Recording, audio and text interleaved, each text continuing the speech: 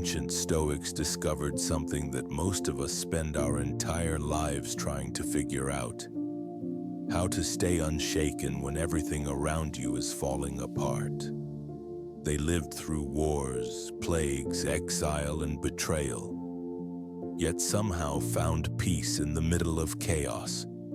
And what they learned, you can use right now, today in 2026, to transform the way you experience life.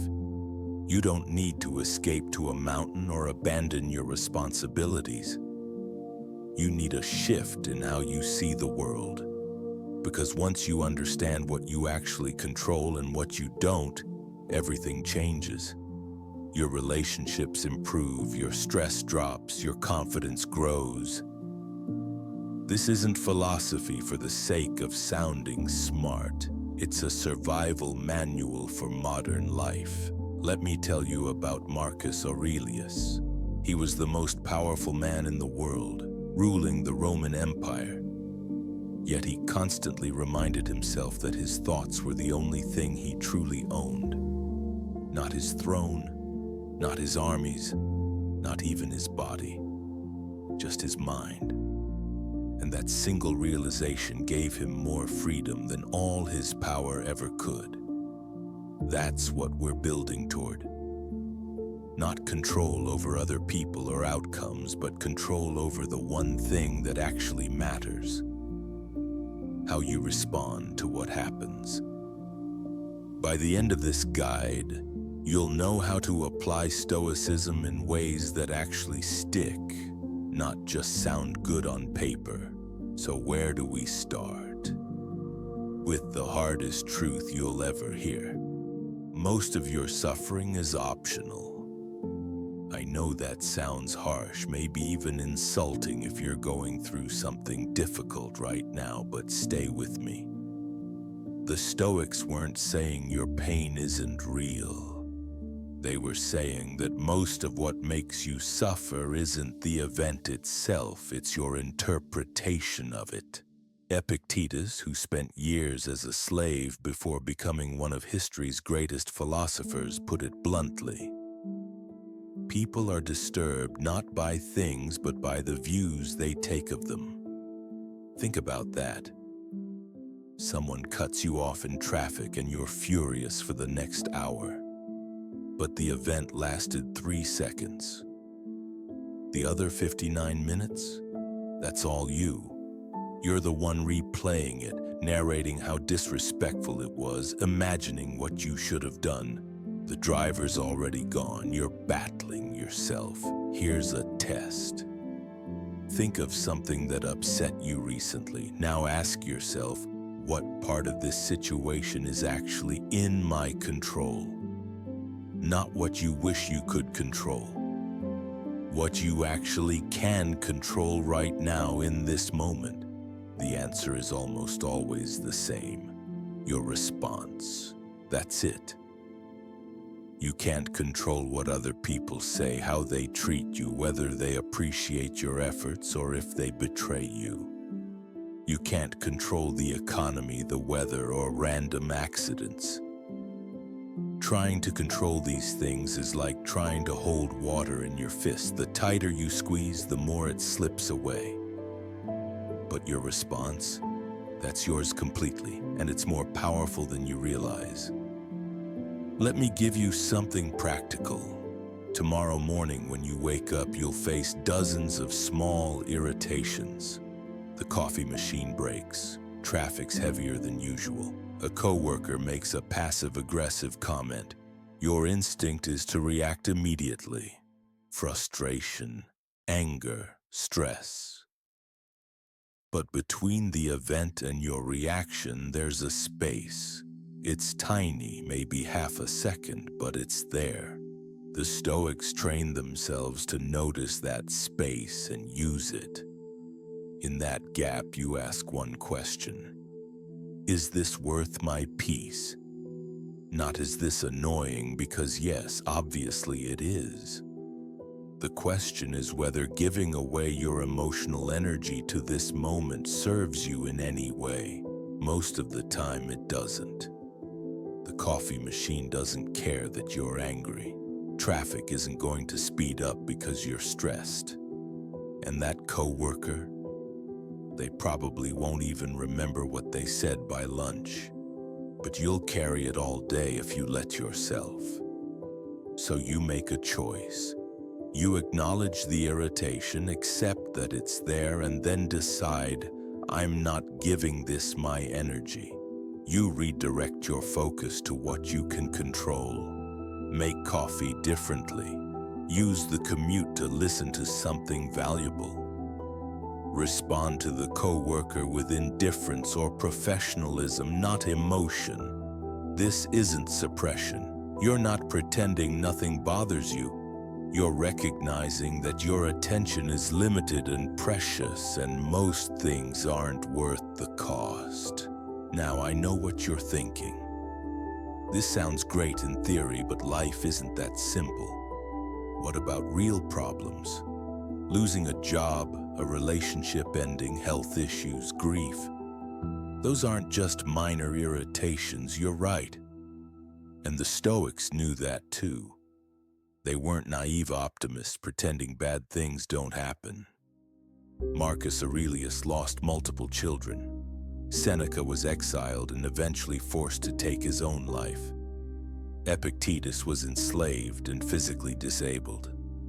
These weren't people living cushy, problem-free lives. But here's what they understood that most people miss.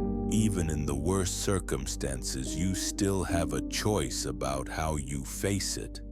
Not whether it hurts, because it will. Not whether it's unfair, because it might be. But whether you let it destroy your character, your dignity, your ability to find meaning.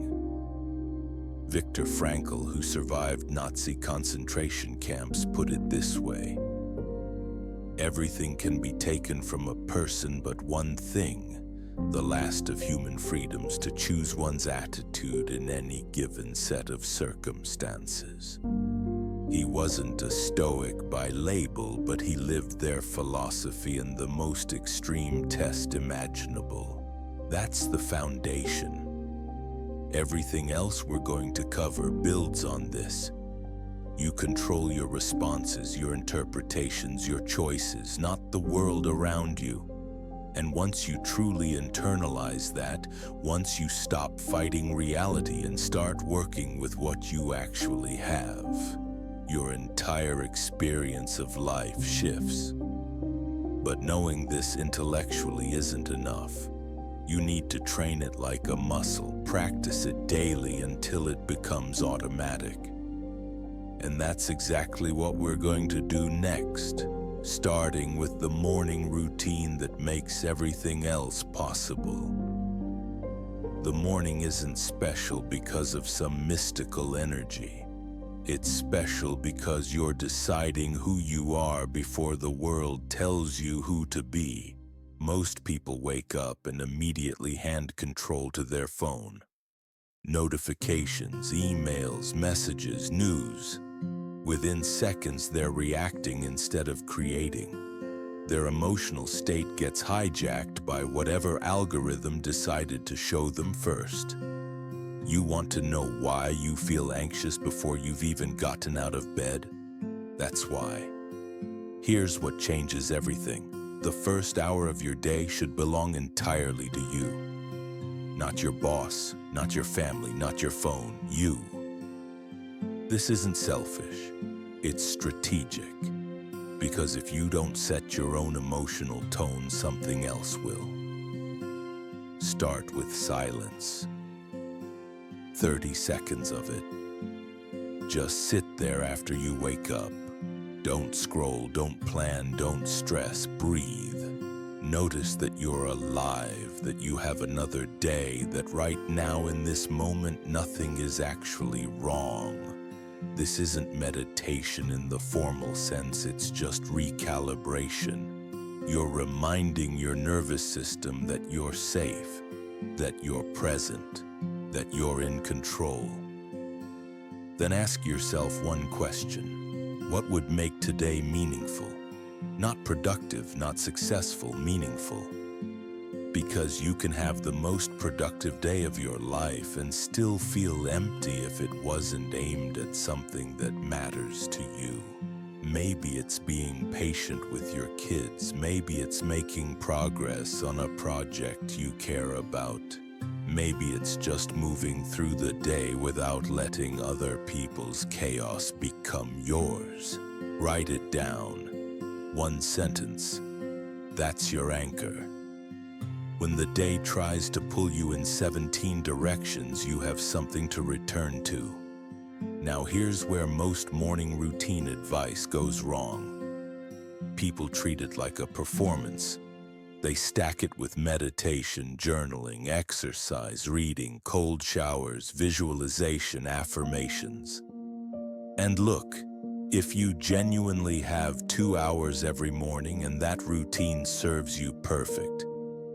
But for most people, that's not realistic, and when you can't maintain it, you feel like a failure, which defeats the entire purpose. The Stoics didn't wake up at 4 in the morning to do elaborate rituals. They did something simpler and more powerful. They prepared their minds for the day ahead. Marcus Aurelius would literally remind himself, "Today I will meet people who are interfering, ungrateful, arrogant, dishonest, jealous, and surly." Not because he was pessimistic, but because he was prepared. When those people showed up, and they always did, he wasn't surprised or thrown off. He'd already decided how he'd respond. You can do the same thing in 3 minutes. Visualize your day. Not in some vague, positive thinking way, but specifically. What's likely to frustrate you today? A difficult conversation, a boring meeting, traffic, deadlines. Picture it clearly. Then decide in advance how you'll handle it. Not with stress or resistance, but with calm acceptance and intentional response. This is mental rehearsal, and it's devastatingly effective. Athletes do it before competitions. Surgeons do it before operations. You should do it before Tuesday. What about physical movement? Yes, it matters. Not because you need to look a certain way, but because your body and mind aren't separate. When your body is stagnant, your mind gets foggy. When your body moves, clarity follows. It doesn't have to be a full workout, 10 push-ups, a walk around the block, stretching for 5 minutes, anything that signals to your system we're awake, we're capable, we're ready. But here's the part nobody talks about. What you don't do in the morning matters just as much as what you do. Don't check email. Don't read the news. Don't dive into problems before you've established your foundation. Because once you do, you're playing defense for the rest of the day. You're responding to everyone else's agenda instead of advancing your own. I tested this myself for 30 days. First 2 weeks, I checked my phone within 5 minutes of waking up. My stress levels were immediately elevated. I felt behind before I'd even started. The second 2 weeks, I waited until after my morning routine. Phone stayed in another room. The difference was staggering. Same life, same responsibilities, completely different emotional baseline. Your morning is the only part of the day where you have full sovereignty. No one's making demands yet. No fires to put out. It's pure potential.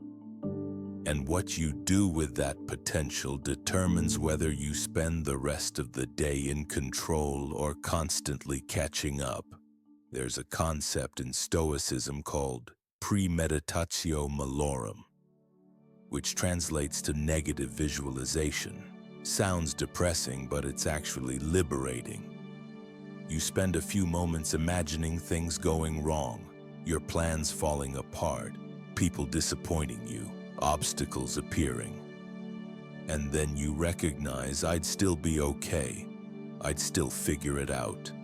I'd still have my ability to choose my response. This isn't pessimism, it's inoculation. When you've already mentally prepared for the worst, the actual challenges of the day feel manageable. You're not blindsided, you're not fragile. You've already proven to yourself that you can handle difficulty. So tomorrow morning, try this. Wake up, sit in silence for 30 seconds, ask what would make today meaningful. Visualize your challenges and decide in advance how you'll face them. Move your body briefly. Then begin. No phone, no news, no other people's chaos. Just you, grounded and ready. That foundation changes everything that comes after. But there's something else that most people get completely backward about: emotional control, something that seems counterintuitive but makes perfect sense once you understand it. You think emotional control means suppressing what you feel. That's the trap everyone falls into. They believe mastery looks like a stone wall, unmoved and unaffected. But true control isn't about blocking emotions, it's about understanding them so completely that they lose their power to hijack you. Let me explain what actually happens inside you when someone provokes you. There's a gap between stimulus and reaction. It's tiny, maybe half a second, but it exists. In that space, your brain is making lightning-fast assessments. Threat or no threat, fight or flee, react or respond. Most people never even know this gap exists because they've trained themselves to react instantly. The insult lands, the anger fires, the words come out. Automatic, thoughtless, regrettable. What if you could stretch that gap? Not eliminate your feelings, but expand the space where choice lives. That's the real game. Your anger isn't the enemy. Your impulsiveness is. The emotion itself contains information. It's telling you something matters to you, that a boundary was crossed, that something feels unjust. The problem isn't the feeling, it's what you do with it in the next 3 seconds. Consider this. A coworker publicly dismisses your idea in a meeting. Humiliation floods through you, your face gets hot. Now you have options, even though it doesn't feel like it. Option 1, snap back with a cutting remark. You'll feel vindicated for about 8 seconds, then regretful for 8 hours. Option 2, sit with the discomfort. Let the feeling exist without acting on it. Observe it like you're watching weather pass through. The heat will fade. It always does, and when it does, you can respond from clarity instead of reactivity. Syllabum. This isn't about being passive. Sometimes the right response is direct confrontation. But confrontation chosen consciously hits different than confrontation triggered by wounded pride. One comes from strength, the other from fragility. Your nervous system doesn't distinguish between actual threats and perceived ones. Someone criticizing your work triggers the same fight or flight response as a physical danger. Your body dumps cortisol and adrenaline into your bloodstream. Your heart rate spikes. Your prefrontal cortex, the part responsible for rational thinking, goes partially offline. You're literally less intelligent when you're emotionally flooded, which means the worst time to make a decision or craft a response is immediately after you've been triggered. Yet that's exactly when most people react. There's a technique from dialectical behavior therapy called opposite action. When an emotion urges you toward a particular behavior, you consciously choose the opposite. Anger says attack. You pause. Anxiety says avoid. You engage. Sadness says isolate. You connect. It sounds simplistic, but it rewires your automatic responses over time. You're teaching your brain that emotions are information, not commands. Think about athletes in high-pressure moments. The game's on the line, thousands watching, immense pressure. The great ones don't suppress their nerves, they acknowledge them, then shift focus to what they can control. Their preparation, their technique, their next action. They've trained themselves to function while feeling, not to wait until feelings disappear. Because feelings never completely disappear, you just get better at acting despite them. Here's what changed for me. I stopped saying I am angry and started saying I'm noticing anger. That small linguistic shift creates psychological distance. The emotion is something I'm experiencing, not something I am. It's weather moving through, not my identity. This matters because when you identify with an emotion, you defend it. When you observe it, you can evaluate it. Try this next time something irritates you. Don't judge the feeling.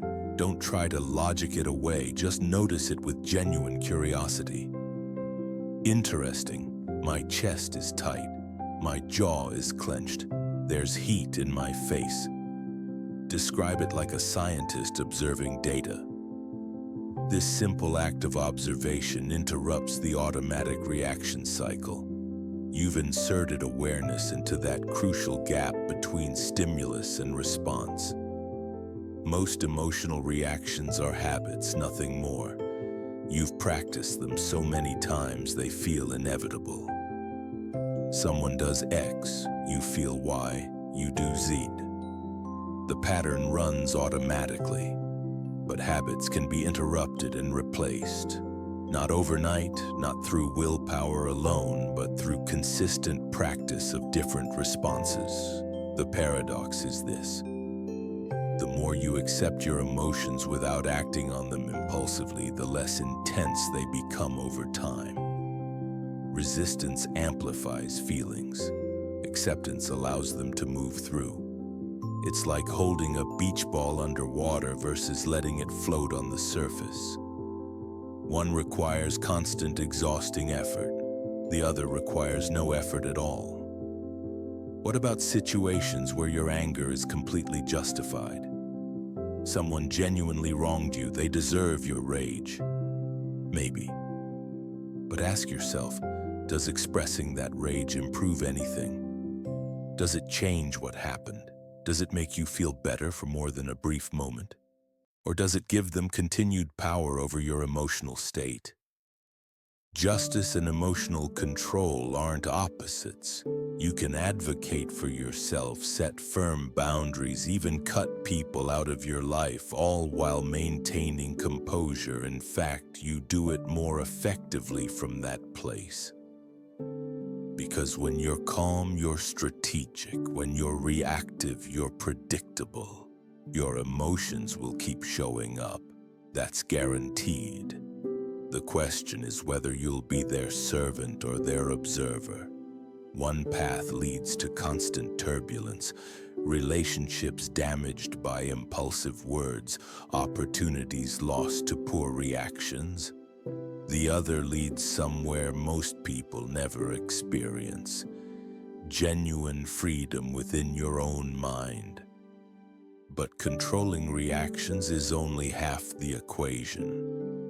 There's something else happening beneath the surface that determines whether you'll actually apply any of this. That something is belief, not surface belief, not the kind where you nod along while listening. Deep belief, the kind that actually changes behavior when no one's watching. You can know every technique for emotional control. You can understand the theory perfectly. But if you don't truly believe you're capable of change, none of it sticks. Your subconscious will sabotage every attempt. It'll whisper that this is just who you are, that your temperament is fixed, that some people are naturally calm and you're not one of them. This belief operates invisibly. You won't notice it blocking you.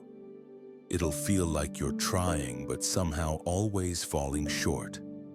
Like the techniques work for others, but not for you. That's the belief talking, not reality. Here's what I discovered after failing repeatedly. Your brain doesn't distinguish between "I can't control my reactions" and "I haven't learned to control my reactions yet." It hears both as permanent statements about your identity. One word changes everything. "Yet, I haven't mastered this yet. I don't handle criticism well yet. I react impulsively to anger yet." That tiny addition transforms impossibility into temporary limitation. It acknowledges where you are while leaving the door open for where you're going. Most people cement their emotional patterns through language. They say, "I'm just an angry person," like it's genetic code. They announce, "I'm too sensitive," as if it's a medical diagnosis. These statements aren't observations. They're predictions that fulfill themselves. You become what you repeatedly claim to be. Watch how you talk about yourself for one day. Count how many times you make definitive statements about your emotional nature. "I always lose my temper. I can never stay calm in those situations. I'm not good with confrontation." Each statement is a brick in the wall you're building around yourself. Now imagine speaking differently. "I've struggled with my temper in the past. I'm working on staying calmer in those situations. I'm developing better confrontation skills." Notice the shift? Same reality, completely different trajectory. One version traps you, the other version frees you. The truth is, you've already changed dramatically as a person. Think about who you were 10 years ago. Your tastes, your opinions, your habits, probably unrecognizable in many ways. You already possess the capacity for transformation. You've just been aiming it everywhere except your emotional responses. Why do we resist believing we can change emotionally? Because change requires admitting our current approach isn't working. That's uncomfortable. It's easier to say, "This is just who I am," than to say, "I've been handling this poorly and I'm ready to do the hard work of changing." There's also fear beneath the resistance. If I try to change and fail, that proves I really am stuck. Better not to try at all. That logic protects your ego while guaranteeing nothing improves. It's a trap disguised as wisdom. But consider the alternative. What if you approached emotional control like any other skill? You wouldn't expect to sit at a piano and immediately play Mozart. You'd accept you need practice. You'd expect mistakes.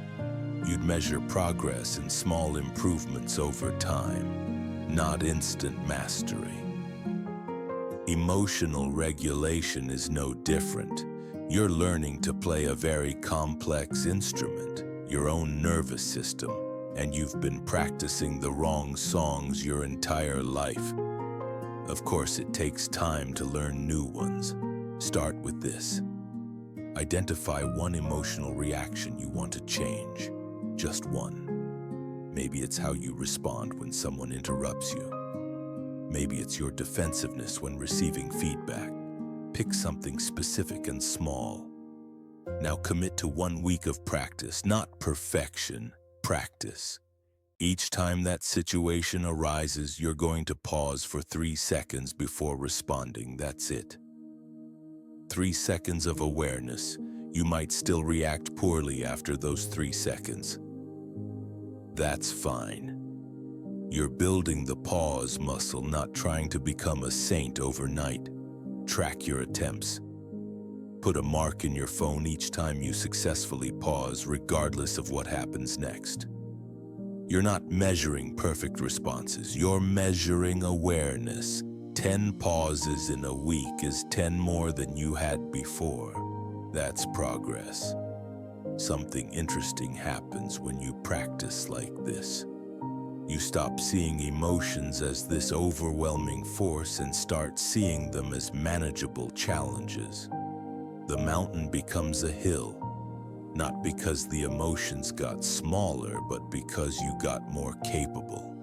After a week, maybe you extend the pause to 5 seconds. Maybe you add a deep breath. Maybe you start asking yourself one question during the pause. Will my reaction improve this situation? You layer skills slowly, building competence through repetition rather than trying to transform overnight. This is how belief actually changes.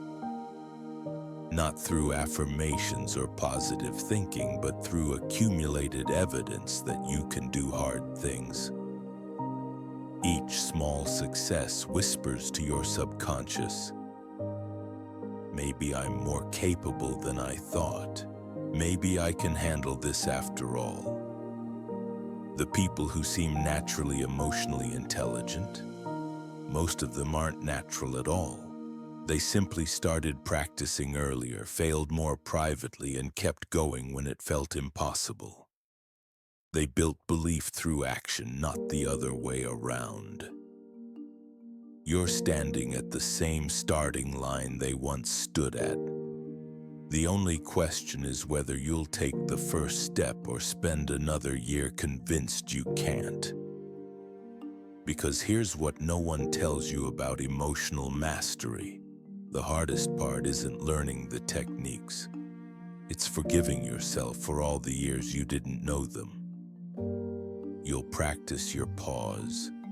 You'll manage your reactions better. You'll start feeling real progress. And then one day something will trigger you badly and you'll explode exactly like you used to. That moment will feel like proof you haven't changed at all. It's not. It's proof you're human. The difference between who you were and who you're becoming isn't measured by never failing. It's measured by how quickly you recover. The old you would have spiraled for days, using that one failure as evidence of permanent brokenness. The new you recognizes a setback, learns from it, and continues forward. That's the actual skill. Think about learning to ride a bike. You fall. Everyone falls. But you don't throw the bike away and declare yourself permanently unable to balance. You get back on, adjust, and try again. Emotional regulation deserves the same patience you'd give any worthwhile skill. Yet somehow we expect ourselves to be perfect immediately, or we quit entirely. Watch what happens when you stop demanding perfection. You create space for actual growth. That conversation where you almost lost your temper but didn't, that's a win. The argument where you caught yourself halfway through and apologized, that's progress. The moment you felt anger rising and chose to walk away instead of saying something destructive, that's mastery developing in real time. You're collecting evidence of capability. Each instance adds to a growing file in your mind labeled, "Times I handled this better than before." Eventually, that file gets so thick you can't ignore it anymore. Your self-concept shifts. Not because you affirmed your way there, but because you proved it through repeated action. Some days will still be hard. You'll wake up emotionally fragile and everything will feel more difficult. That's not regression, that's being alive. Your job isn't to never have hard days. Your job is to not let hard days convince you the easy days were flukes. Both are real, both are you. The measure of growth is which version shows up more often. Here's what changes over time. The recovery gets faster, that explosion you couldn't control. It used to ruin your entire week. Now it ruins an hour, then 20 minutes, then you catch it happening and it barely ruins 5 minutes. You're not eliminating the reaction entirely, you're shrinking its duration and impact. That's realistic progress. You also start noticing patterns earlier. You recognize your specific triggers. Traffic doesn't bother you, but feeling dismissed does. Loud noises are fine, but perceived disrespect isn't. Mistakes don't shake you, but public criticism does. Once you map your landscape, you can prepare. You develop specific strategies for specific situations instead of trying to be generally unflappable. Maybe you learn that hunger makes you irritable, so you don't schedule difficult conversations before lunch. Maybe you notice you're more reactive when sleep deprived, so you postpone important decisions when exhausted. This isn't weakness, this is intelligent self-management. You're working with your nature, not against it. The people around you will notice changes before you do. Someone will comment that you seem calmer lately. A situation that would have exploded 6 months ago passes without incident, and later you realize you handled it differently without even thinking about it. That's when you know the practice has become integration. The skill is becoming part of who you are. But integration doesn't mean perfection. You'll still have moments that challenge you. New situations will arise that you haven't developed responses for yet. Life will continue finding creative ways to test your emotional regulation. The goal isn't to graduate beyond challenge. The goal is to build a foundation strong enough to handle whatever comes. Your past reactions don't define your future capability. Every moment is a new chance to choose differently. The version of you that screamed at traffic yesterday can be the version that breathes through frustration today. You're not locked into patterns just because they've been consistent until now. Consistency in the past predicts the future only if you keep making the same choices. This whole journey comes down to one decision repeated thousands of times. Will I react automatically or will I respond intentionally? You won't always choose intentionally. Some days you'll fail more than you succeed.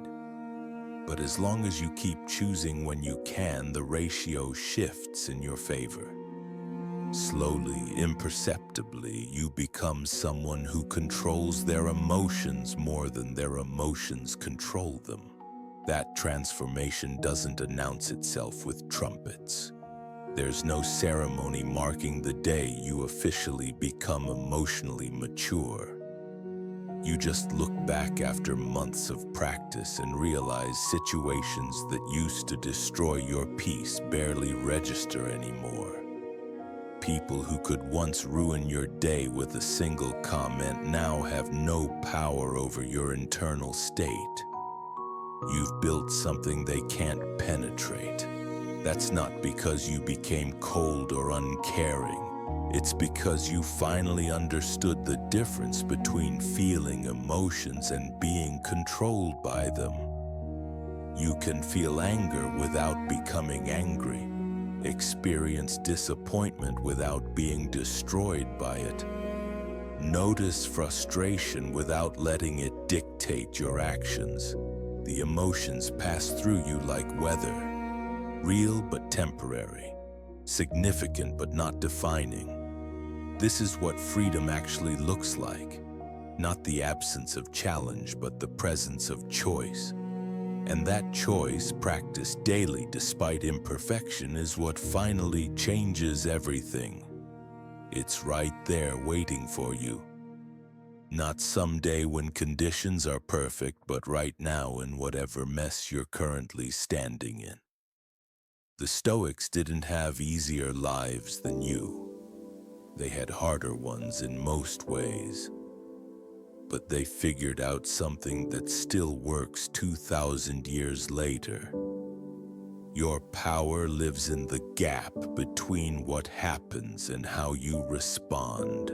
Nobody's coming to make this easier. No perfect moment will arrive where emotional control suddenly feels natural. You build it in the boring Tuesday morning when you're tired and someone's already annoyed you before breakfast. That's where real transformation happens, in the unsexy repetition of choosing differently when everything in you wants to react the old way. You already know enough to start. That's the secret nobody wants to hear. More information won't save you. Another book won't fix it. You don't need a more detailed plan.